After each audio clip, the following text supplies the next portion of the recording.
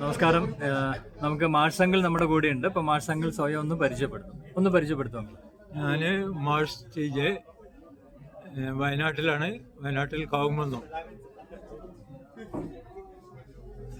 മാർഷങ്കിൽ 73 വയസ്സ് കഴിഞ്ഞു. ഇത് ടാൻസാനിയയിലാണ് ഇപ്പോൾ ഉള്ളത്. ജനുവരിയായ 74. എന്ത് തോന്നുന്നു കിളിമഞ്ചാരോ എന്ന വലിയ മല കയറിയതിനു ശേഷം? ഇതുവരെ നമ്മൾ കയറിയതിലും വെച്ച് ഏറ്റവും ടഫായിട്ടുള്ള ഒരു ഇതാണ്. വലിയ പാറക്കല്ലുകളുടെ മുകളിൽ കൂടി കുത്തനെയുള്ള ഭയങ്കരമായിട്ടുള്ള കയറ്റം. ഒരു ദിവസം കഴിയുമ്പോഴത്തേനും തന്നെ മടുത്തുപോയി. നാളെ പോകണ്ടെന്ന് വെച്ച് തിരിച്ച് വയച്ചാല എന്ന് ചിന്തിക്കുന്ന കയറ്റങ്ങളാണ്. തിരിച്ചു പോയിട്ട്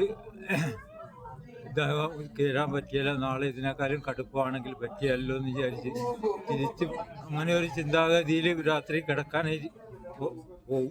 പക്ഷെ നേരം വെളുക്കുമ്പോൾ എല്ലാ ടീമും ഉണ്ട്. ആ ടീമിൻ്റെ സപ്പോർട്ടിൽ നമ്മൾ നമ്മുടെ തീരുമാനം മാറ്റും. പിന്നെ നമ്മൾ അവരുടെ ഒപ്പം അങ്ങ് നീങ്ങുകയാണ്. അവരുടെ ആ സപ്പോർട്ടാണ് നമ്മളെ മുന്നോട്ട് നയിക്കുന്നത് ഓരോ ദിവസവും. ഓക്കെ. കിളിമഞ്ചാരോ ആഫ്രിക്കയിലെ ഏറ്റവും വലിയ ആഫ്രിക്കൻ വൻകരയിലെ ഏറ്റവും ഉയരം കൂടിയ പർവ്വതമാണ്. അപ്പോൾ അത് കീഴടക്കിയ ഇന്ത്യയിൽ നിന്ന് രണ്ടാമത്തെ പ്രായം കൂടിയ ആളാണ് മാർഷങ്കിൾ. ആ ഒരു സന്തോഷം ഒന്ന് പങ്കുവെക്കാമോ? 77 വയസ്സുള്ള മറ്റൊരാളാണ് ഇതിനു മുമ്പ് കയറിയിട്ടുള്ളത്. രണ്ടാമത്തെ ആളാണ്, പ്രായം കൂടിയ രണ്ടാമത്തെ ആൾ. പക്ഷേ പിന്നെ ഇവിടെ ഇതെല്ലാം കഴിഞ്ഞ് ഇറങ്ങി വരുമ്പോഴാണ് ഇങ്ങനെ ഒരു റെക്കോർഡ് എൻ്റെ പേരിൽ ഉണ്ടാവുന്നു ഇപ്പോൾ മനസ്സിലാകുന്നത്. അതിൽ വളരെയധികം സന്തോഷമുണ്ട്.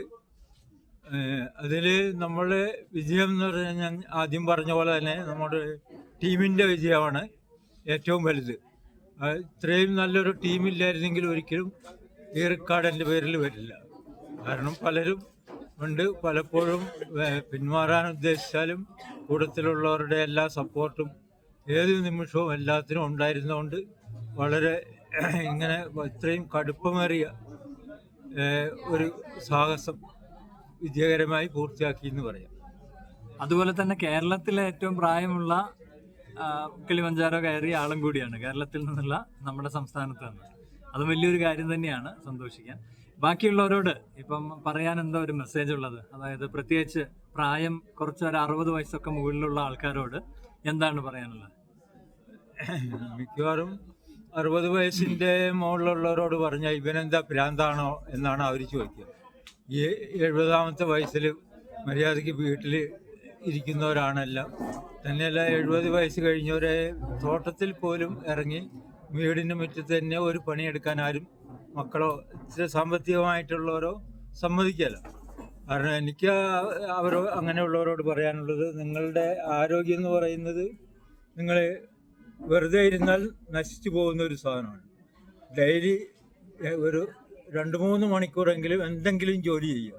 വ്യായാമം, കൃഷി, അവനവൻ തുടർന്ന് വന്ന ഫീൽഡ്, അതുണ്ടെങ്കിൽ നമ്മുടെ ശരീരം നിലനിർത്താനായിട്ട് നമുക്ക് സാധിക്കും.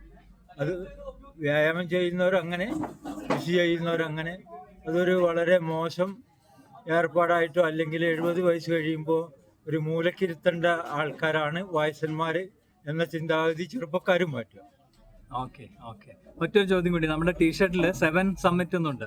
ലോകത്തിലെ 7 ഉയരം കൂടിയ പർവ്വതങ്ങളെ പ്രതിനിധീകരിക്കുന്നതാണത്. അപ്പൊ ഇനിയിപ്പോ അടുത്ത ഏതെങ്കിലും മലകൾ മനസ്സിലുണ്ടോ? എങ്ങനെയാണ് ഇപ്പോൾ ഈ നേട്ടങ്ങളെല്ലാം കൈവരിച്ചത് GT-യിൽ കൂടിയ പിന്നെയാണ്.